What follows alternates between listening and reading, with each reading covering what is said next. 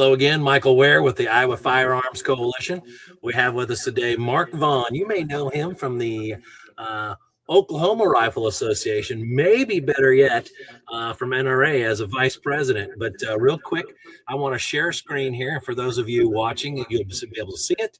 For those of you listening, I've got the iowafc.org site pulled up. That's for IFC. And I wanted to show a couple quick things here. Our trusted partners, we always want to mention those guys. We appreciate them investing in us because they're investing in you, and we encourage you to do the same thing back. IFC members are privy to tangible goods, discount codes, all kinds of stuff in that realm. So it's a perk and it's enhancement of membership. We wish for everybody to do that. Also, you'll see here on the website a brand new thing called the store, the IFC store, and this is powered by Brownells. We have got gear that's IFC branded. It's 9-line apparel, and if you click on the T-shirt you want, this is just the beginning, folks. You click on the T-shirt you want, and it'll take you right to Brownells. You can put that in your cart, and we encourage you while you're there to pick up some other things as you go along. So, just so everybody knows, get to the IFC store and pick up your shirts at Brownells. And when those are out, we will get some more. So thank you for that. And without further ado, Mark, tell us a little bit about yourself. I want everybody to know who you are. In full disclosure, I've grown to enjoy Mark. I've grown to call on him as a friend, and I've enjoyed our relationship and how it's blossomed. Tell us a little bit about yourself, Mark, please. Well, thank you, Michael. There's even been times I enjoy talking to you, but it's not every single time, but most of the time. It's a pleasure to be on your show today, Michael, and what you and your team have done there at Iowa Firearms Coalition is wonderful, and I appreciate your passion and your vigor for our cause. So you're a good friend, and thanks again for having me on. And by the way, that 9-line apparel, that's good stuff. By the way, I've got a couple of their shirts, and they're a good partner for our organizations. So thanks for supporting them, and all y'all support Iowa Firearms because they're doing the good work out there. A little bit about myself. I'm a native Oklahoman. I've lived here all my life. I've done many things. I'm primarily a father and a husband. Yeah, I've been married 40 years this next year, and the father of two wonderful grown children, my son Tyler and my daughter Anika, and we have three. Between them, we have 3 grandchildren. So that's the biggest deal in my life. Next to that would be my business life. I've been a lifelong business person, mainly in the food and logistics businesses, and still am involved in that today. But I've also been a firearms enthusiast all my life, just from a young man, really a youth, both in Boy Scouts, like many of us. I was in a scouting program where the NRA was involved. I earned my merit badges there and got my first basics of gun safety, not just from my father, but from the Boy Scouts. And it just rolled into the rest of my life. I've done some law enforcement work. I'm still a reserve deputy for the Oklahoma County Sheriff's Office, which is the largest sheriff's office in Oklahoma, and still very much involved there in our training division. Have been on the tactical unit for a number of years, and sniper team leader for that. I kind of hung up my spurs in the tactical unit about a year ago. However, I will say they won't quite let me go. I'm involved in still involved in tactical unit work at the sniper level, and I'm planning missions and some other things like that. So happy to do that. So supporting law enforcement and being a law enforcement officer myself is a big part of my life, and that's how I got on the NRA board. Actually, I was brought in as on the Law Enforcement Assistance Committee. So anyway, I'm probably talking too much, Michael, here. So no, go ahead. Okay. We need to understand what's going on. Go ahead, please. Okay, sure. The Excuse the phone for ringing. Um, so in I've been a lifetime member of the NRA for a life member for many years, and currently a benefactor member and all that jazz. But I first joined the NRA as a youth, as 16 or 17 years old, and have never missed a beat as in all these years. But in 2014, I was involved in an incident at uh, the company that I had built, that I had actually just recently sold. I was still operating the company for the new owners. And there was an incident there at the plant it's hard to believe it's been 11 years ago now. This was in September of 2014, uh, whereby a discharged employee came in uh, and with the intent of attacking and killing people. He uh, he returned that day um, with a large knife and killed and beheaded a person in her office, and went on began attacking others. Uh, I was in the facility at the time, was alerted to that, and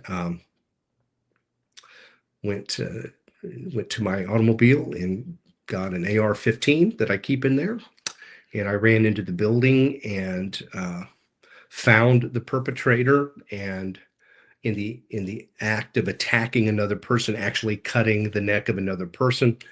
I yelled at this individual. He actually ran away, and then I ran after him. And as I turned a corner, he was running toward me with this knife at a very close proximity. I fired 3 rounds, striking him twice and incapacitating the subject. So um, for those actions, I was, amongst other things, awarded the NRA Law Enforcement Officer of the Year for 2014. And that was my genesis to become involved in the NRA in a broader fashion.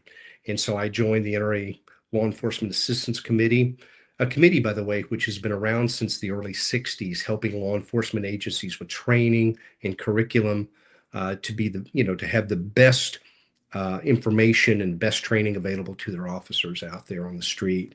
So that's how I got involved in the NRA at a national level. Wow. Yeah. I've heard you recount that story before, but Mm-hmm. but it's very emotional to hear. I'm sure it's very emotional to mention because you don't really think anything bad's going to happen in your workplace, and if it Mm-hmm. does, we're talking about maybe somebody gets angry and pushes a copy machine over, that never works or is always throwing you a fit. You know what I mean? But you don't suppose Sure. that somebody's going to come back and try and take your life. Now, I'm glad that you had the means to protect life Mm-hmm. and defend it. Mm-hmm. I'm going to put across the bottom of the screen a question that we've been asking all of our gubernatorial candidates, because one of the pieces of legislation that IFC intends to run this year is something that was going to stop businesses, private or public, from disarming everybody and removing their ability to have a weapon locked in their car, whether it's for self-defense or you just want to make it out to Sure. make it out to your stand for the last few hours of light to Mm-hmm. hunt. Right now, there's a de facto ban on any Second Amendment use in the state of Iowa because employers, again, private or public doesn't matter, can fire you, put it in their policy, and let you go for any or no reason. This is chief among them. So I've been asking the gubernatorial candidates and the people running for office, will you support legislation to protect Iowans from the de facto firearm ban on private and public employer parking lots? And we know how you would answer that. Um, Yes, why don't you go ahead and answer? Would you? absolutely. Yeah. This is a fundamental freedom, and it's guaranteed by our by the Second Amendment. And to look at my own self, uh, had I not had access to that firearm in the car, right, in the parking lot of my employment, Hmm. this particular situation that I just recounted about my history would have ended much differently. There would have been I can guarantee you at least one other person dead and not with us today, if not many more injured or dead. Yes, we our freedoms and our rights need to extend to our employment places of employment as well.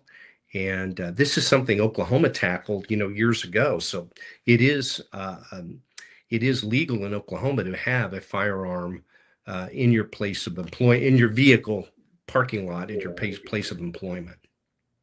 Well, So, for some reason, there are a handful of lawyers and a business lobby that are basically saying that corporations' rights trump those of the individual. And in this case, apparently they're saying we not only own your vehicle, but everything in it. And we're pushing back on that. We're saying no, corporations must have their mhm, autonomy. They must be allowed to sure. do these things. I have no say over that. However, you also have no say over everything from starting at my door handle in, or rather from the wheels up. That's not your domain, and you Right. shouldn't have access over it and control over it. That's my responsibility. It's also my benefit, Sure. and I would like the Iowa legislature to understand that and discriminate and discern which of Mhm. those is more important. And so far, they haven't got it right yet. We hope they do this year. Right. I mean, I would think that you have no further to look than other constitutional law. Your vehicle, you have to give the police authorization to search your vehicle. It's your vehicle, it's your property. I don't know. That's not much of a jump there at all to for someone to understand that, hey, my vehicle on someone's private property, that's still my vehicle. That's my space. That's um, so anyway, I would fully support such a legislation and such a move to do that. Thank you. I don't doubt that. And Mhm. thank you for your willingness to Sure. work and act that day. I'm really sorry that somebody was lost, but I'm extremely sorry about that. But I Mhm. guess I'm really tickled that there wasn't more than that because I don't know. We Have you ever heard of a gentleman named Ed Monk before? Yes. I've listened to Ed talk.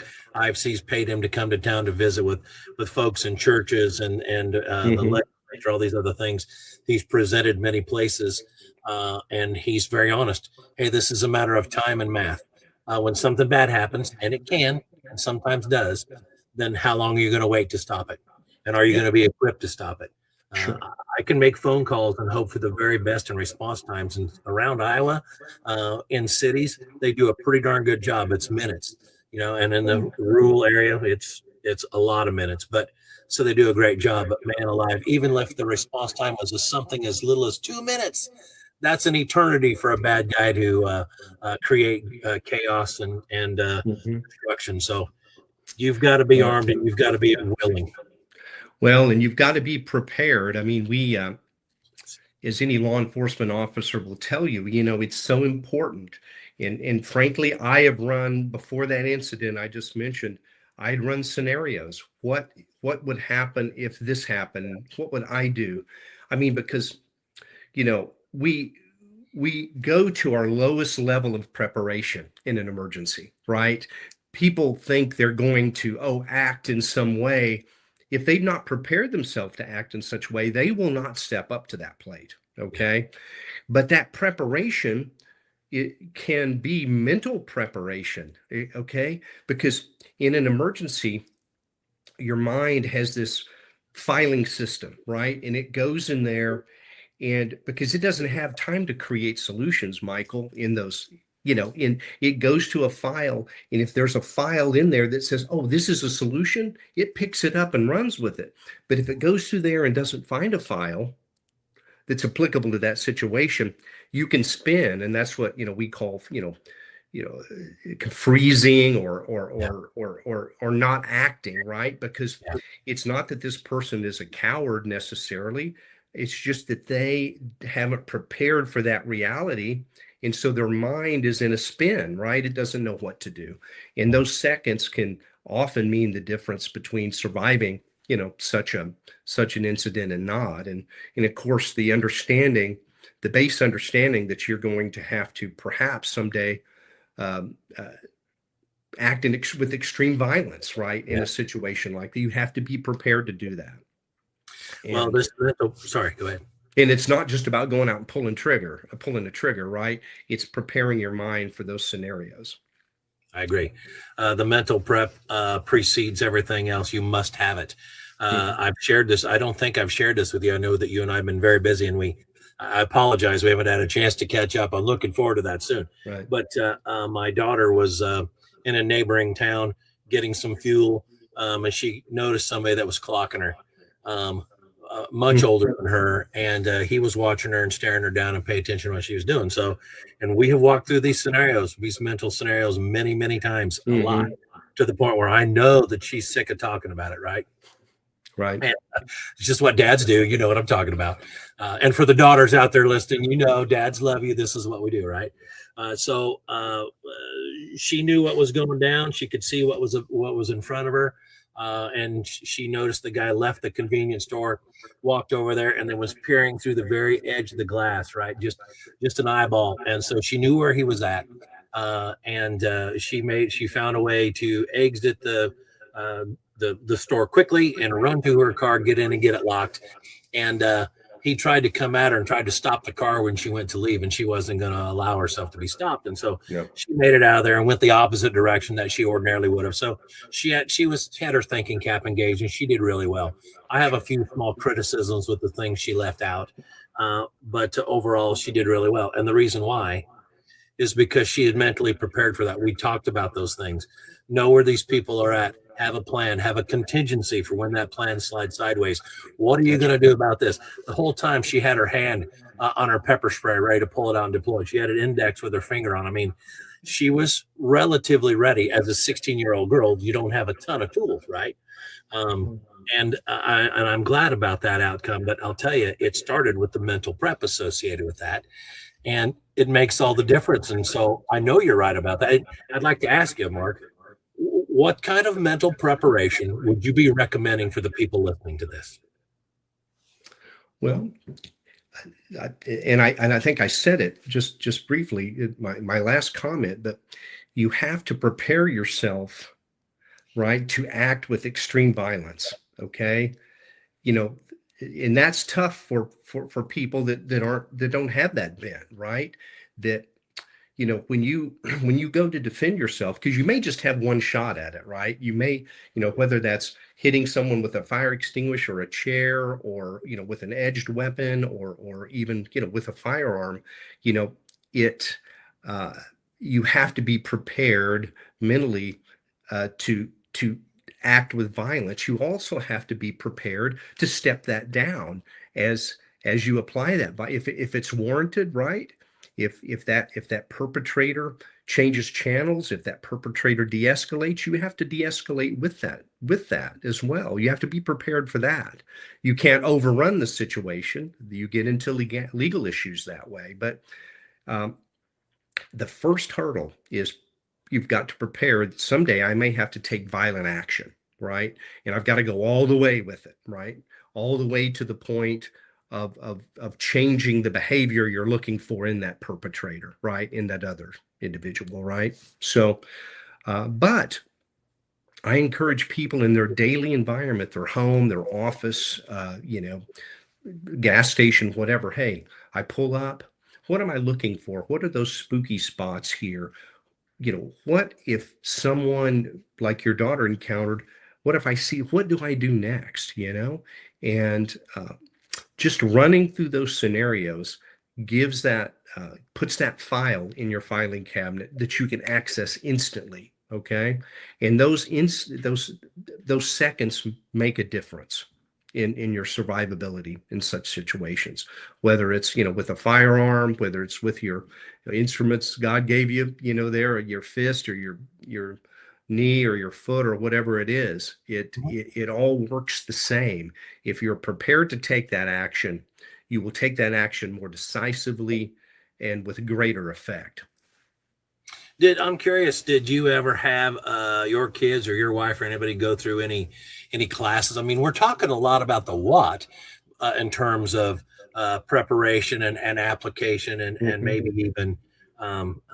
how you deploy some of these ideas, but we haven't spoken much about the how. Are we talking about classes? Are we talking about videos? Are we talking about discussion groups? Are we talking about demonstrations? I mean, what kind of things are you suggesting or have you seen done to great effect? Well, start with talking with your loved ones and your kids, and that's a great place to go. Let them understand what they need to be doing, and then from there, you can, the problem with outside training, there's tons of good training. There's some that's not so good out there. So, that's where you would go seek out some training. You can find some online. The National Rifle Association has great training programs, self-defense, refuse to be a victim, basic handgun. Those are all important. They all stack up to a solution, right?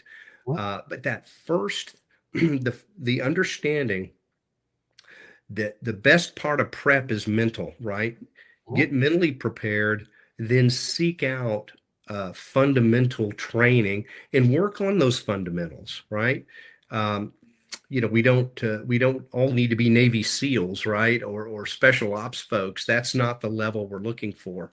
But if you're mentally prepared and you have some basic training, whether that's, hand-to-hand combat, whether that's edged weapon, whether that's firearms, whatever it is, and then practice those basics and always run those scenarios as often. And I run scenarios every day in my life, and you have to. And then, of course, keep your head on a swivel, right? Be observant of your environment, because if someone gets the jump on you, it's hard to get ahead of them. The perpetrator can often always be a little bit ahead of, he or she knows what they're going to do, right? They know their goal. You, as the innocent in the relationship, you're having to react. But the faster you react, the more you can get inside that perpetrator's loop, right? That's what it's about. Speed is important, mighty important. Oh, no doubt. The first thing that many people learn when they're taking situational awareness classes. I mean, when you've got, okay, let's say mom's out shopping, she's got the kids, you know how it is. You've got a cart full of groceries, a screaming baby, right? And it's just the way it is. I mean, sure, we know what moms are. Moms do everything, and they manage to do most of it at once. And I give moms a lot of credit. Some moms got a screaming baby in one arm and trying to get groceries in the car in the other, and she goes up to the car, quink, quink, and hits the alarm, and the doors unlock, and she's totally consumed with getting things in the trunk or in the hatchback and kids in the car seats. She's not looking behind her. No. She's not watching the bad guy make the last 30 or 40 yards or feet rather in just a few seconds. She doesn't see that. So they teach her right away. The minute you hit you hit the car alarm, the unlock button, and you put your hand on the door handle, turn around. Get your head on a swivel and look around, because they'll see them. And 9 times out of 10, I think the statistic's actually higher than that. They break off their would-be attack and go someplace else because their element of surprise is gone. You've seen them. They can describe you. It's over before it starts. And I watch people in parking lots. My daughter and I go through Colonel Cooper's awareness chart, right? And everybody's in white, dude. Nobody is ever paying attention. They don't pay attention to any of that stuff.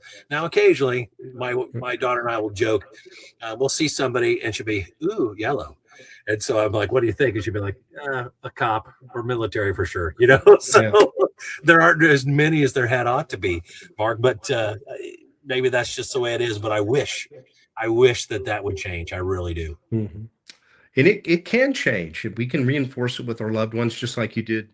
It did, and I'm sure continue to do with your daughter. She's a great young lady, but that's right. You guys met last year. Yeah, we did. Fantastic. Okay, that's a good segue. I'm going to share the Oklahoma Rifle Association up here. Let me get that pulled up. While I'm getting that, why don't you tell us a little bit about your association there and what you do with them? You betcha.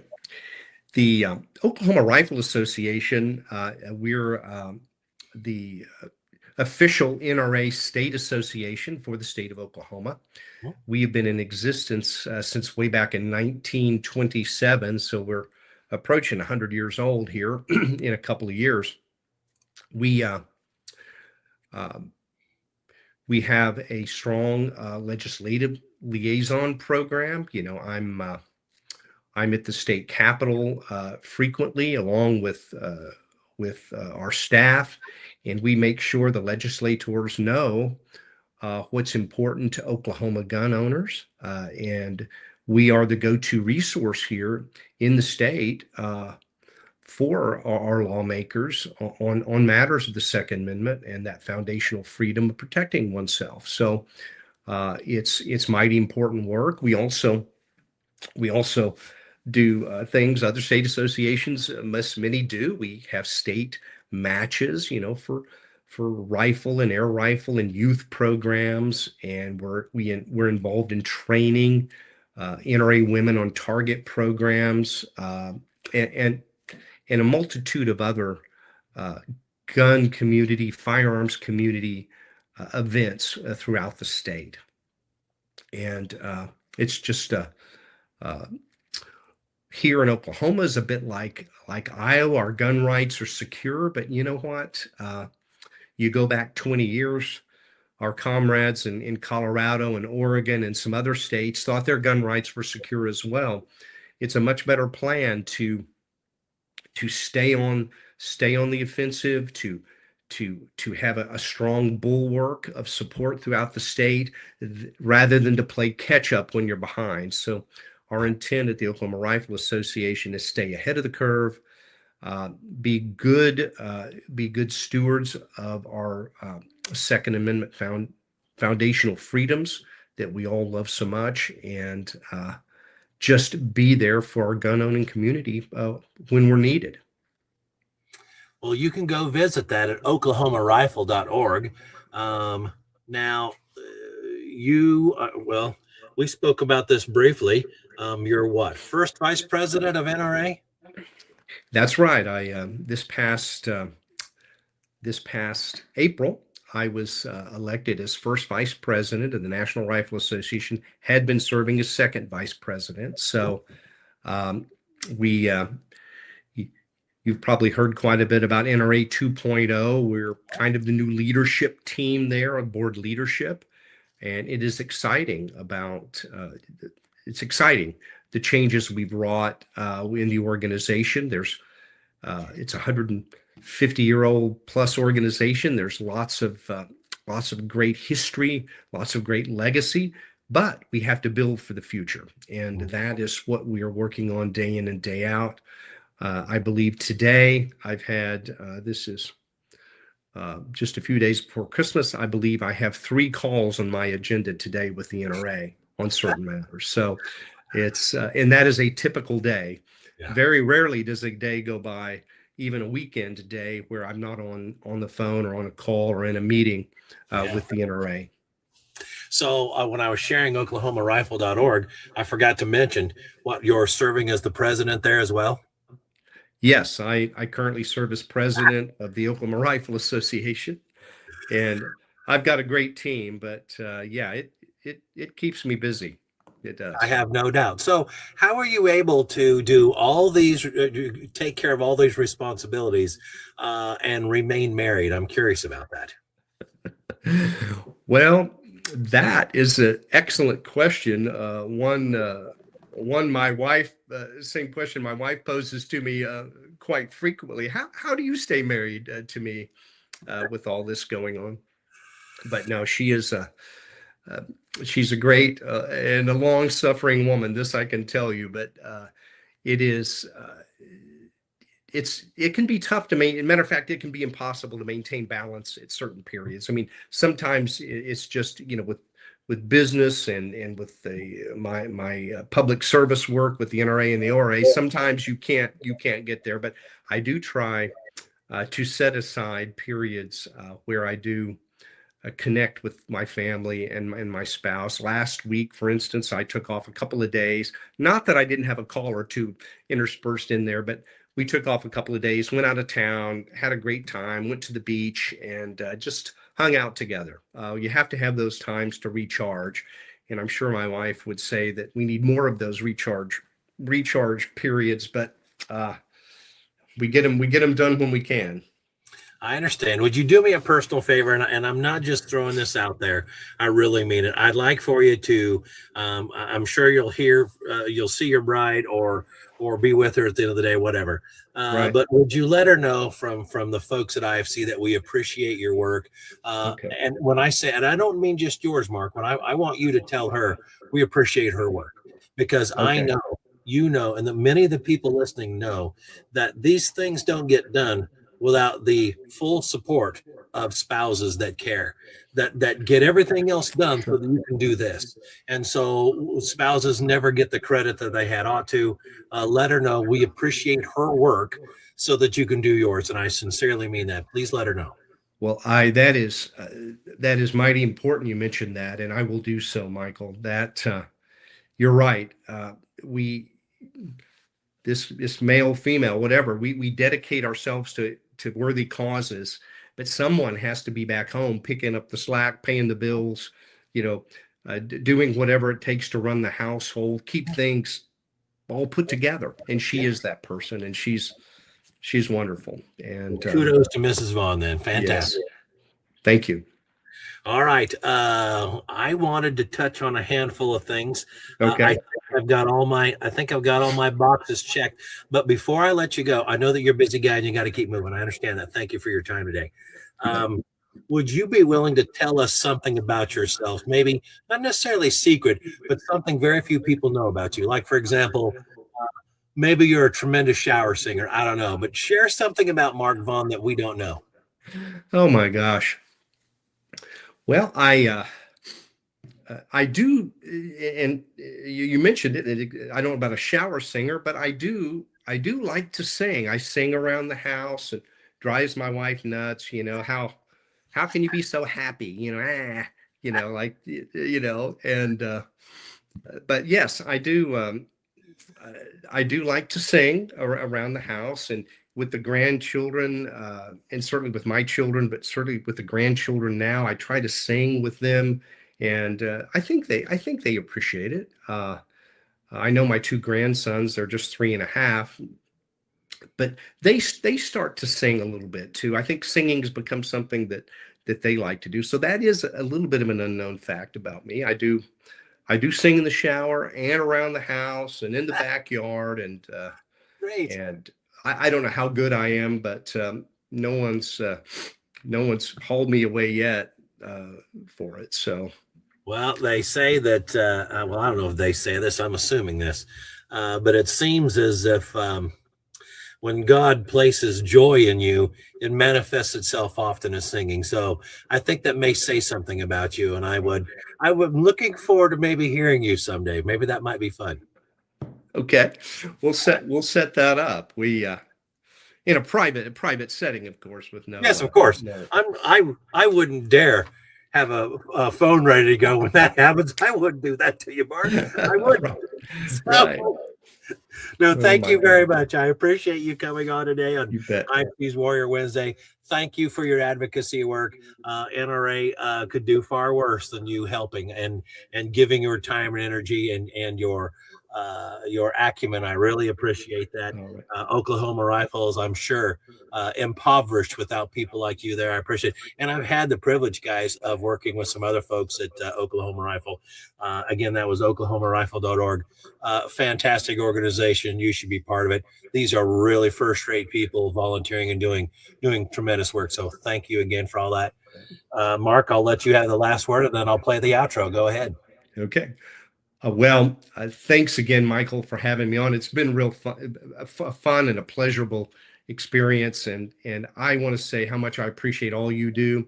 You're a very bright individual. The work that you and your team have done there in Iowa has been outstanding. So keep it up. And those who are not supporting the Iowa Firearms Coalition, jump right in because they need you there. So Michael, thank you. Thank you.